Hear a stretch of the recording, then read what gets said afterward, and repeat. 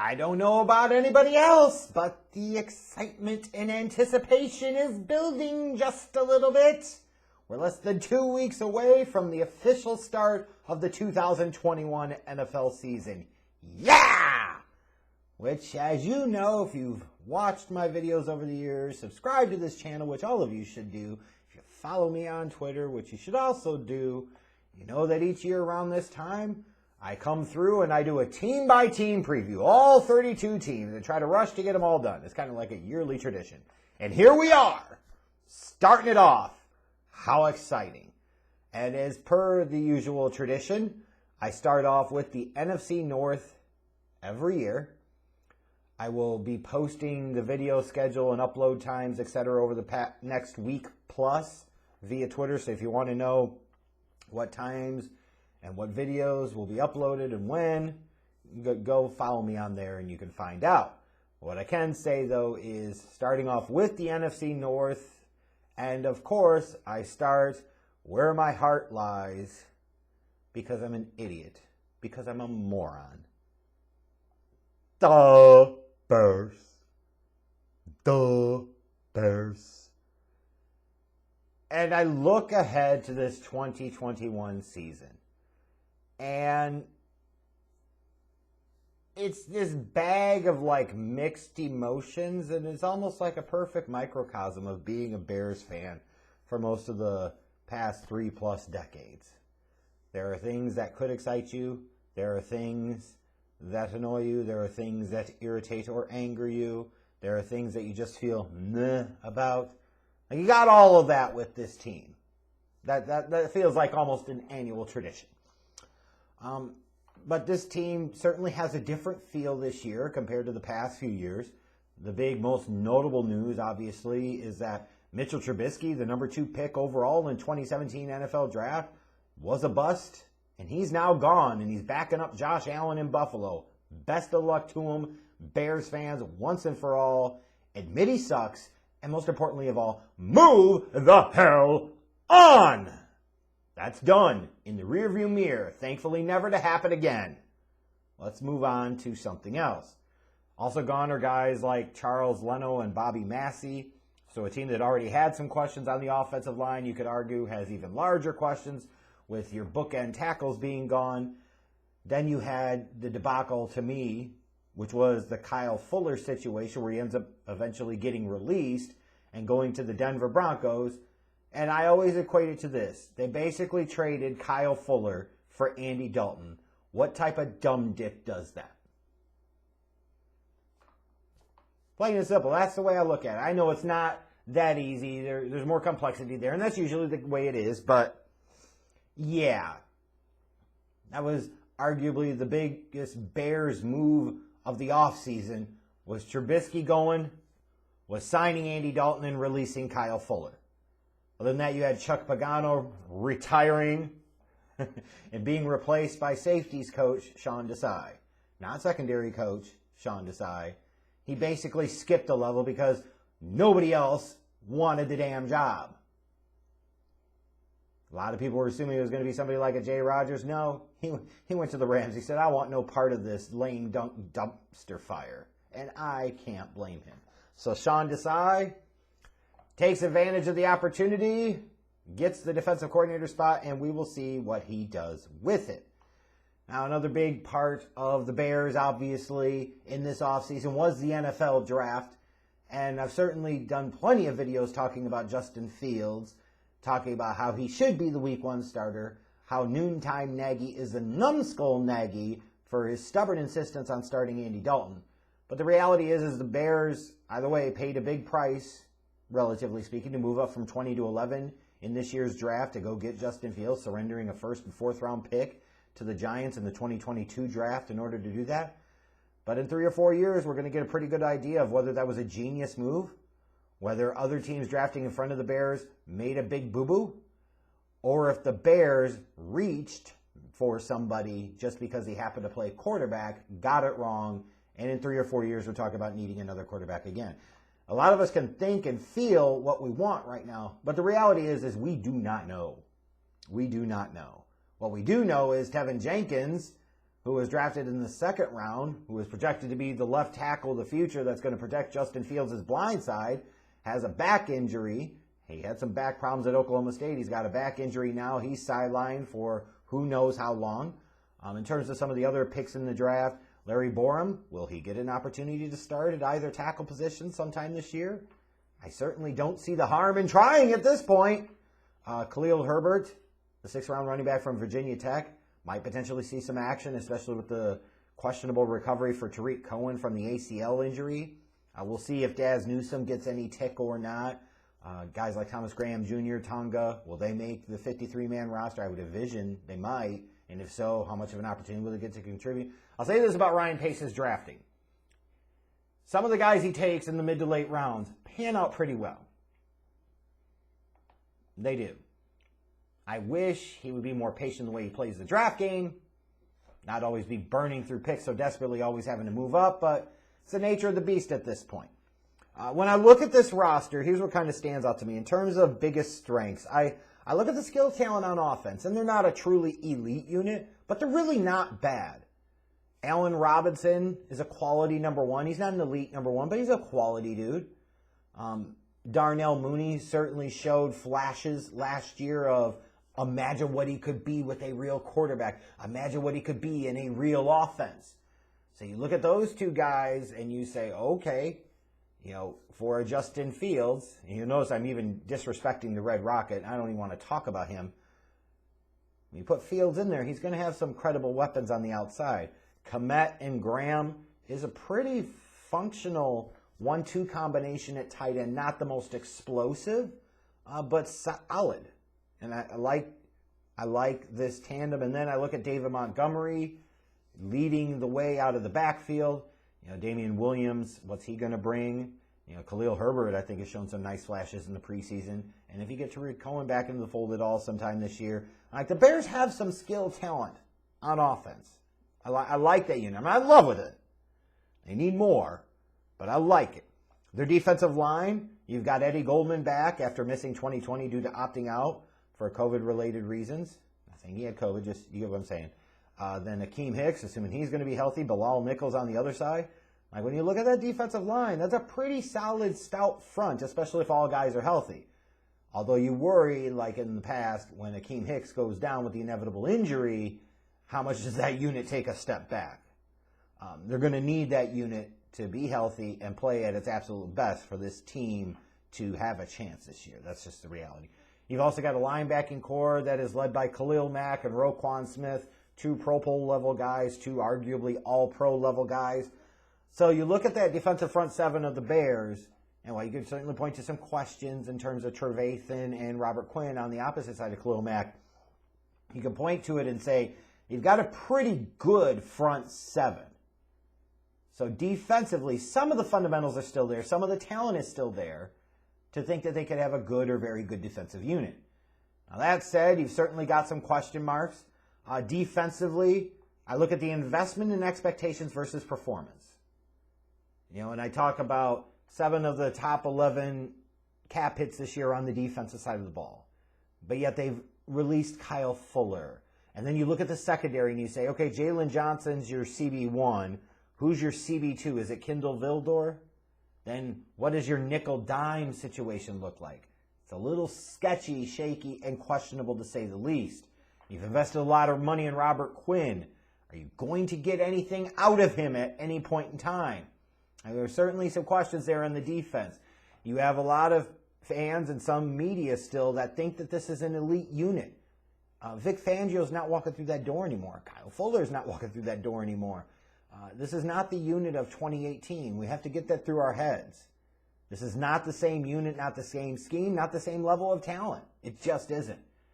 The offensive line obviously is a massive question. And certainly we didn't have any of our fears eased in the preseason. They looked bad. They looked really, really bad. And that is a real harbinger of potential problems to come if your offensive line can't consistently open holes in the running game, and more importantly, in today's NFL, can't consistently keep the quarterback with a clean pocket, can't keep him upright, can't keep him with pressure out of his face. You saw nothing out of that offensive line in the preseason to assume that this unit's going to get it done this year. You've seen nothing. Obviously, there's a question mark about Justin Fields. When's he going to play? When's he going to take over the reins of this team? How long is numbskull Nagy going to be an idiot about this and be a stubborn ass about this? Oh, he's running scout team now. When he does get that opportunity, that will have to inevitably come.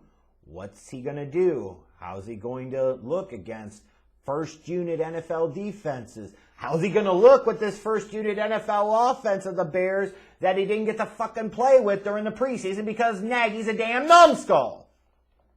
But all the questions to be circle around Matt Nagy. Is he going to prove that he's not a numbskull?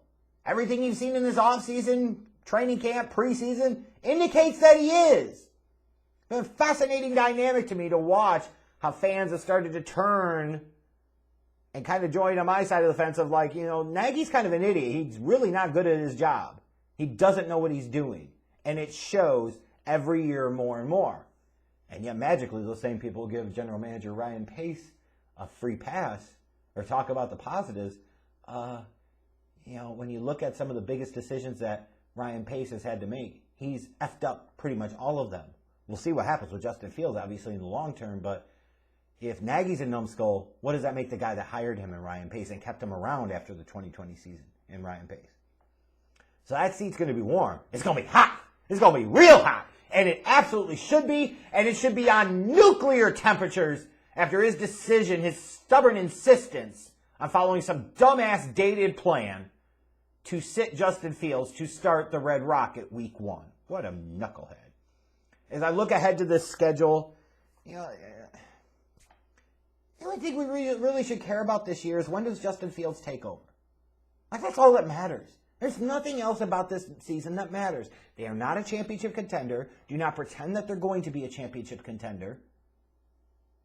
They're going to be a mediocre to bad team. Let's accept it and acknowledge it. Even if they won 10 games, they went 10-7. That still makes them a mediocre to bad team. Just means they won double-digit games. And then do what? Basically the same shit they did last year. Backdoor into the playoffs and get bounced in the first round. Like, that's not an end state goal for anything. It's not. The only thing, and I want to emphasize again, the only thing that matters about this season is Justin Fields. How many starts does he make? How does he look in those starts? How does he progress, grow, and develop throughout the year? And do the Bears potentially have that next franchise quarterback or not? Nothing else matters. If you're rooting for Andy Dalton to do well, you're not doing it right. If you're rooting for the Bears to win games without Justin Fields as a starter, then I question how much of a real fan you are. Because at some point in time, you got to stop playing the mindset of the mediocrity of the McCaskey way game. You got to stop looking short-term because you want pathetic, mediocre results and start thinking the long-term game, the infinite game of like, what's this going to look like for the next 10, 12, 15 years? That's where the focus needs to be. We've done too much of that year-to-year mediocre BS. It's time to change the philosophy and approach. If I look at the schedule, though, because I have to kind of analyze it, the first 5 games could provide a little bit of an opportunity. Yes, they start off in Los Angeles week 1, taking on the Rams on Sunday night. A lot of us fear that could be ugly, and it certainly could be. But host Cincinnati in week 2, that could be a winnable game. At Cleveland in week 3, hosting the Lions in week 4, could be a winnable game. The Raiders in week 5 could be a winnable game, even though it's in Las Vegas. Like, there's an opportunity for the Bears to start off maybe 3-2. Maybe. And, if 3 of those wins come with Justin Fields as the starting quarterback, then it changes the whole trajectory of the season potentially. It's those next 4 games before the bye that I think really provide the test. And hopefully by then, Justin Fields is clearly established as a starter. But you host Green Bay in week 6. You go to Tampa in week 7. So the 2 teams that battled it out for the NFC crown, you face a back-to-back weeks. And you host San Francisco. We'll see if Trey Lance is the starting quarterback there by then. And then you go to Pittsburgh to take on the Steelers. You look at that, and you're going to find out a lot about this team the first half of the year, and you're going to find out just where they kind of fall. I look at this team, though, it's really hard to predict because if I knew Justin Fields was starting from day one, I could feel better about any prediction, but I don't know if Nagy's going to stick with Dalton for the first few weeks, and he's going to wait until maybe the Detroit game to bring in Fields. If the Bears win a couple of games with Dalton, could this dummy actually think about playing Dalton as a starter half of the season or more? It's certainly possible. Do not discount the stupidity of Numbskull Nagy. But we have to be realistic here, even with Justin Fields. This is not going to be a great team. They're not going to be a very good team.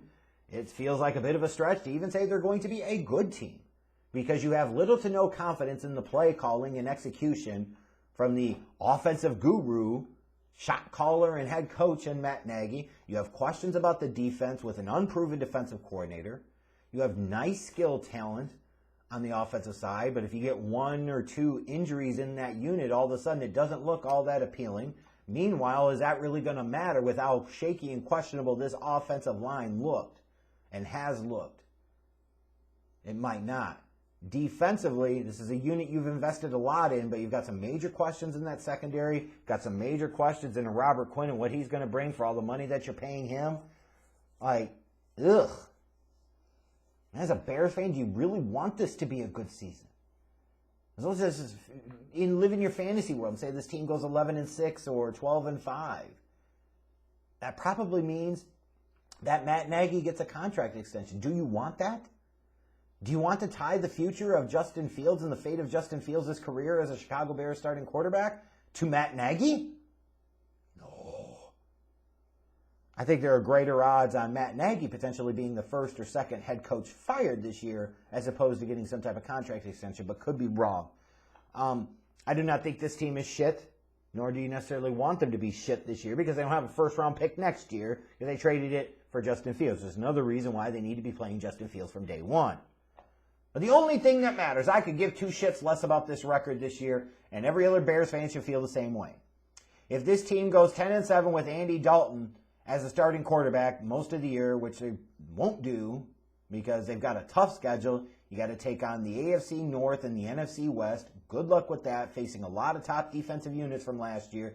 This is not going to go well. But even if you went 9-8, 10-7, and Dalton started most of the year, like that feels like a total loss and a waste of time because it is.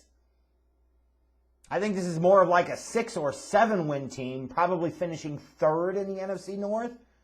Could finish second, but we have to be realistic.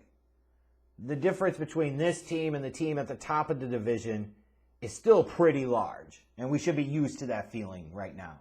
Like watching bad offensive football played at Soldier Field. There's something almost calming and reassuring about that. We don't like change as humans. We typically don't. We like what's familiar and what's comfortable. And I'm certain that as long as Andy Dalton's your starting quarterback and Matt Nagy is your head coach, there's going to be a lot of familiarity for you when it comes to this goddamn Bears team. The only thing that matters this year is when does Justin Fields take over, how many games does he start, and what does it look like with him in charge and him at the helm. That's it. I give two shits about the record. But since I got to go on record with something, I'll say they'll finish 7-10 and third in the division. Anything better than that might not necessarily be the good thing you want to make it out to be. Anything worse than that could be an even bigger nightmare scenario because it either means that Dalton sucked and they started him too long, or Fields sucked and you got some real concerns and problems for this team in the long term. This is a season for the Bears that I should be able to be so much more excited about, and eager and anxious and excited about week 1. How in the hell are you supposed to be excited about Andy Dalton? How the hell are you supposed to be excited about a Matt Nagy coach team? How the hell are you supposed to be realistically excited about a defensive unit being coordinated by Sean Desai? Seriously.